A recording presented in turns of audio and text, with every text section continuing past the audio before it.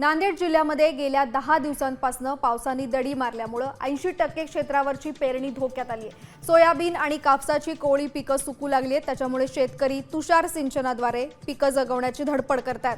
पाऊस लांबल्यास शेतकऱ्यांवर पुन्हा दुबार पेरणीचं संकट ओढवण्याची भीती निर्माण झाली आहे।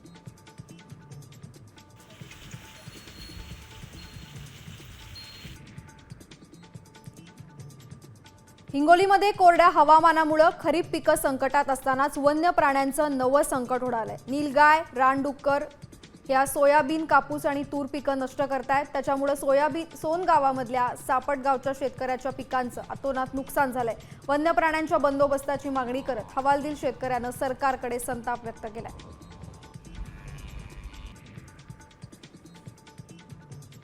नंदुरबारच्या गमनमधल्या शेतकरी सोत्या वसावे यांचा बैल दगावल्यामुळे त्यांनी स्वतः नांगराला झुंपून शेती केली होती। साम टीव्हीनं ही बातमी दाखवताच उपमुख्यमंत्री एकनाथ शिंदे यांनी याची तात्काळ दखल घेतली आहे। त्यांच्या आदेशानं या शेतकऱ्याला नवीन बैल देण्यात आलाय। खासदार श्रीकांत शिंदे यांनी व्हिडिओ कॉलद्वारे संवाद साधत पुढील मदतीचं आश्वासन दिलं।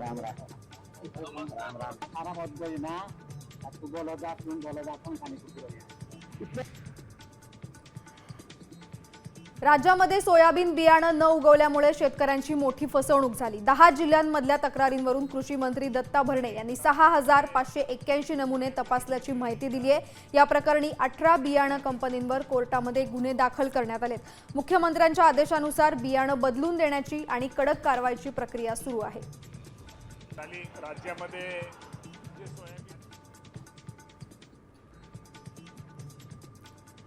प्रधानमंत्री पीक विमा योजना खरीपाचा लाभ न मिळाल्यानं नाशिकच्या निफाड देव गावामध्ये शेतकरी आक्रमक झाले। विमा कंपनी विरोधामध्ये घोषणाबाजी करत शेतकऱ्यांनी त्रुटीपूर्ण नोंदीचा आरोप केलाय। मागण्या मान्य न झाल्यास 20 जुलैला सरळ आंदोलन करण्याचा इशारा निफाड तहसीलदारांना निवेदनात देण्यात आला। पीक विमा मिळाला पाहिजे। राम मंदिर चोरी प्रकरणी नाशिकच्या मनमाडमध्ये ठाकरे गट आक्रमक झाला। जिल्हा प्रमुख आणि शहर प्रमुखांच्या नेतृत्वाखाली शिवसैनिकांनी वेशीतल्या राम मंदिरात रामरक्षा आरती करत निषेध नोंदवला। या चोरी प्रकरणातल्या दोषींवर तात्काळ कडक कारवाई व्हावी अशी मागणी करत घोषणाबाजी करण्यात आली।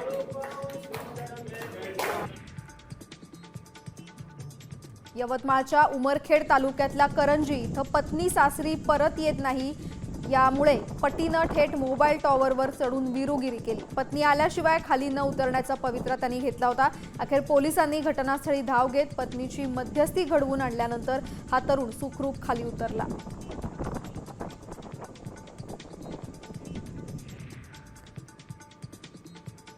नागपूर ग्रामीण आरटीओ चौक्यांवर अधिकारी उपस्थित न राहता वसुली करत असल्याचा आरोप होतोय। याच्यामुळे शिंदे सेनेच्या पदाधिकाऱ्यांनी कार्यालयामध्ये घुसून आंदोलन केलं। नितीन तिवारी यांच्या नेतृत्वाखाली झालेल्या या आंदोलनानंतर प्रादेशिक परिवहन अधिकारी आरटीओ दालनात चर्चेसाठी आले।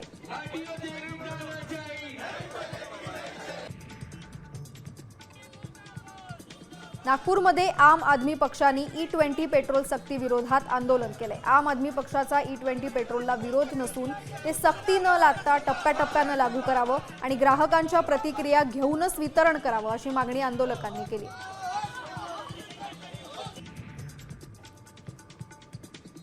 चंद्रपूरमध्ये स्पर्धा परीक्षेच्या विद्यार्थ्यांनी जिल्हाधिकारी कार्यालयासमोर आक्रोश सत्याग्रह केला। पेपरफुटी, कंत्राटीकरण आणि नोकर भरतीमधल्या दिरंगाई विरोधात विद्यार्थी रस्त्यावर उतरलेत। जिल्हाधिकाऱ्यांना मागण्यांचं निवेदन देत मागण्या मान्य न झाल्यास राज्यभर तीव्र आंदोलन करण्याचा इशारा दिला।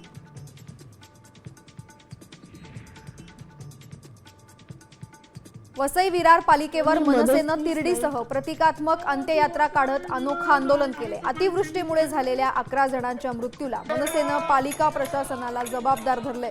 मनसे नेते अविनाश जाधव यांनी नाल्यांची साफसफाई न झाल्याचा आणि अधिकाऱ्यांच्या भ्रष्टाचाराचा आरोप केला। कोणी मदतनीस नाही।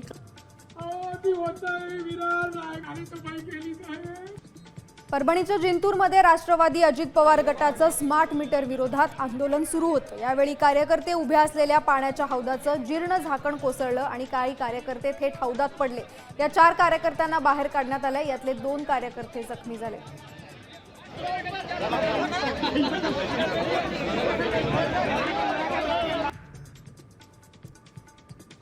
वाढीव वीज बिलं आणि टीओडी मीटर विरोधात डोंबिवली मनसे आक्रमक झाली. मनसे शिष्टमंडळानं कल्याणमधल्या महावितरण कार्यालयात 2000 नागरिकांच्या तक्रारींचं निवेदन दिलं.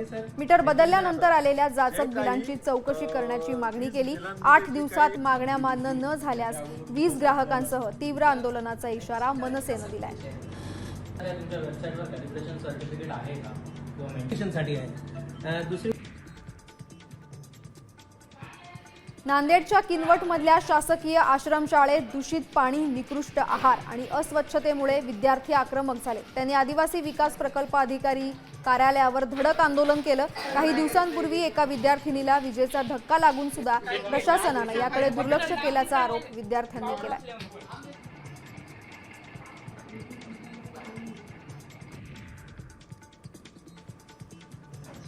धाराशिवमध्ये विना परवानगी सुरू असलेल्या 5 अनधिकृत शाळा बंद करण्याचे आदेश शिक्षण विभागानं दिले. शाळा सुरू ठेवल्यास रोज 10,000 रुपयांचा दंड ठोठावला जाणार आहे. या कारवाईमुळे विद्यार्थी घरीच असून हजारो विद्यार्थ्यांचं शैक्षणिक भवितव्य धोक्यात आलंय.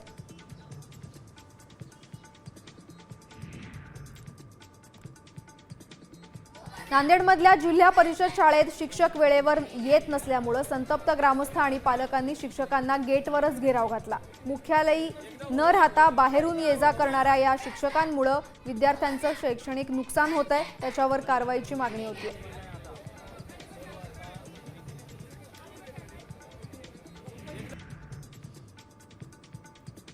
धाराशिवच्या भूममधल्या मधुबन ट्रेडिंग कंपनीच्या दूध भेसळ प्रकरणाची व्याप्ती वाढली आहे. केवळ बेकरीसाठी परवानगी असलेली 4,63,00,000 पावडर 2,000 संकलकांना विकल्याचं समोर आलंय. एफडीएच्या कारवाईनंतर पोलिसांनी या प्रकरणातल्या 7 आरोपींच्या शोधासाठी पथकं तैनात केली आहेत.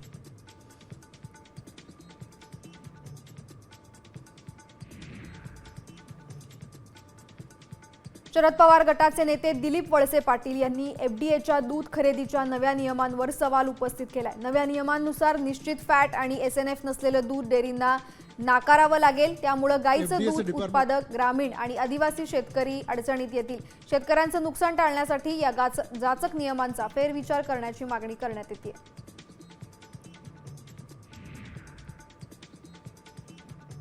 हिंगोलीच्या कळमनुरी परिसरातल्या ढोलक्याची वाडी इथल्या सचिन खुडे या तरुणानं गळफास घेऊन आत्महत्या केली. घटनेची माहिती मिळताच पोलिसांनी तात्काळ घटनास्थळी धाव घेतली. या तरुणाच्या आत्महत्येचं कारण अद्याप समजू शकलं नसून पोलीस या प्रकरणाचा अधिक तपास करतायत.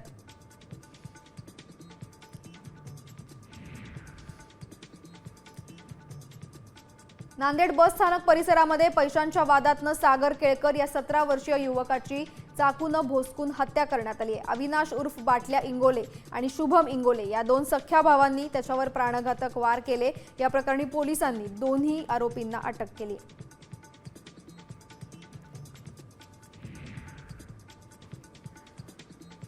रायगडच्या पेणमधल्या पाटणेश्वर आदिवासी वाडीतल्या एका 5 वर्षीय चिमुकलीचं अपहरण करून तिची हत्या करण्यात आली. या प्रकरणी एका संशयित आरोपीला पेण पोलिसांनी ताब्यात घेतलंय. किरण भिकू वाघमारे असं संशयित आरोपीचं नाव असून पोलीस या प्रकरणी चौकशी करतायत.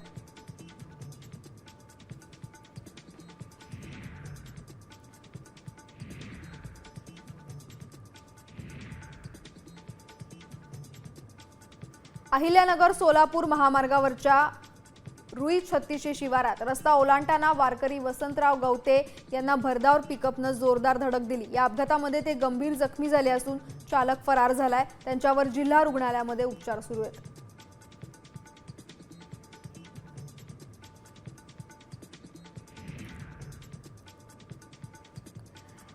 अहिल्यानगरमधल्या करंजी घाटात पाण्याच्या बाटल्यांचा ट्रक उलटल्यानं चालक जखमी झाला. अपघातानंतर प्रवाशांनी 2.5 तासात 20-22 टन माल लुटून नेलाय. वारंवार होणाऱ्या अपघातांमुळे या धोकादायक वळणाची तातडीनं दुरुस्ती करण्याची मागणी वाहन चालकांकडून केली जाते.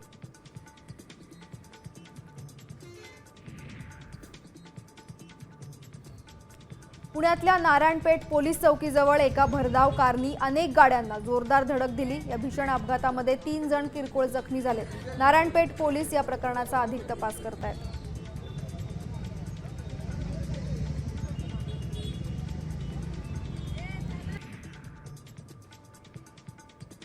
HDFC बँकेच्या नावाखाली ऑनलाईन फसवणूक करणाऱ्या कॉल सेंटरवर गोवंडी पोलिसांनी छापा टाकून 12 आरोपींना अटक केली। क्रेडिट कार्ड ब्लॉक झाल्याचं सांगून ग्राहकांना फसवणाऱ्या या टोळीकडून 17 लाखांच्या मुद्देमालांसह 93 मोबाईल आणि लॅपटॉप जप्त करण्यात आले।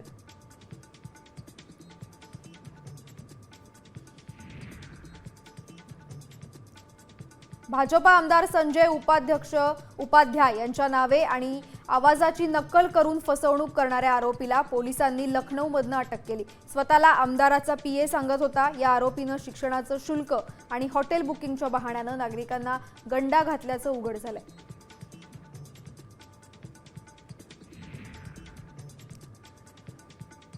पालघरच्या सफाळे इथे किरकोळ वादातनं अदनान मुल्ला या तरुणावर जीवघेणा हल्ला झालाय। ज्यूस सेंटर चालकासोबत सुरू असलेला वाद मिटवण्यासाठी अदनान गेला होता। यावेळी त्याच्या डोक्याला आणि चेहऱ्याला गंभीर इजा झाली असून त्याच्यावर उपचार सुरू आहेत। आरोपी विराज घटनास्थळावरून पसार झाला असून पोलीस तपास करतायत। पूरा घूम अभी सीधा हो।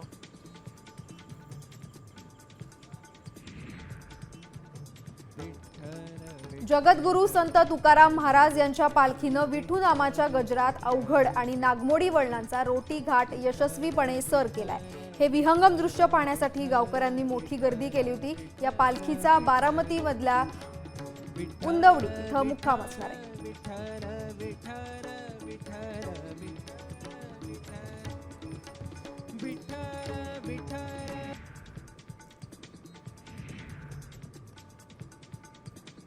जगद्गुरू संत तुकाराम महाराज यांची पालखी बारामतीमध्ये दाखल झाली। अवघड असा रोटी घाट सर करून आलेल्या या पालखीवर भाविकांकडून पुष्पवृष्टी करण्यात आली। यावेळी तुकोबारायांच्या पादुकांचं दर्शन घेण्यासाठी वारकऱ्यांची एकच गर्दी झाल्याचं पाहायला मिळालं।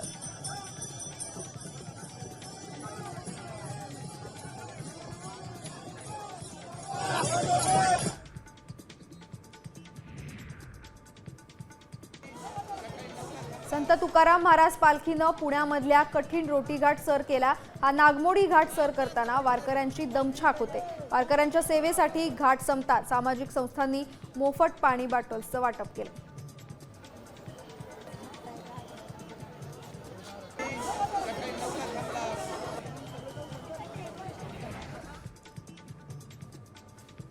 धाकटी पंढरी म्हणून ओळखल्या जाणाऱ्या बीडच्या नारायणगडावरून पालखी सोहळा पंढरपूरच्या दिशेने मार्गस्थ झाला। राज्यामध्ये सर्वदूर चांगला पाऊस पडू दे आणि शेतकरी सुखी होऊ दे अशी प्रार्थना गडाचे महंत शिवाजी महाराजांनी नगद नारायण महाराज आणि विठुरायाच्या चरणी केली।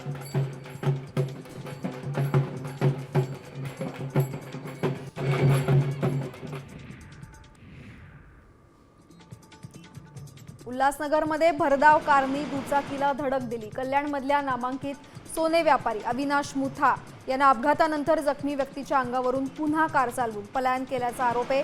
या भीषण घटनेमध्ये एकाचा मृत्यू झाला असून या व्यक्तीचा मुलगा गंभीर जखमी झाला। या प्रकरणी पोलिसांनी आरोपीला अटक केली आहे।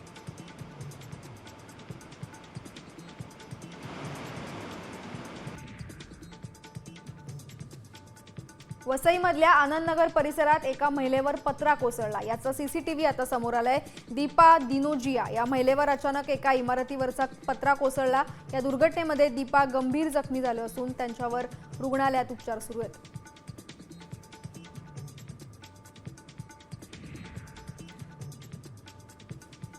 गिरिजा राऊत प्रकरणी भोंदूबाबा फिरोज शेखला न्यायालयानं आणखी 2 दिवसांची पोलीस कोठडी सुनावली आहे। त्याला ठाणे न्यायालयामध्ये हजर करण्यात आलं होतं। दरम्यान विनायक राऊत भोंदूबाबा प्रकरणामध्ये सिंधुदुर्ग पोलिसांनी राम यल्लप्पा वडारला ताब्यात घेतलंय।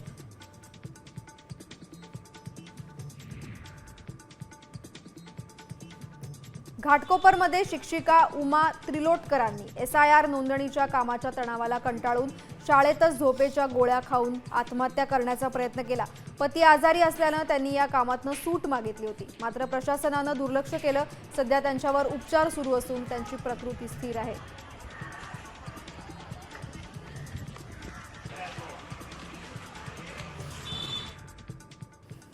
TET परीक्षा पेपर फुटीचा भिवंडी पोलिसांनी पर्दाफाश केला। आग्र्या इथल्या छापखान्यातनं कर्मचारी नरेश कुमारनं बुटामध्ये प्रश्नपत्रिका लपवून चोरली. 8,000चा पेपर दलालांनी 1.5 कोटींपर्यंत विकला. पोलीस पथकानं डमी ग्राहक पाठवून आरोपींना पकडलं. आतापर्यंत 12 आरोपींना अटक झाली असून मुख्य सूत्रधार बिजेंद्र गुप्ता अजून सुद्धा फरार आहे.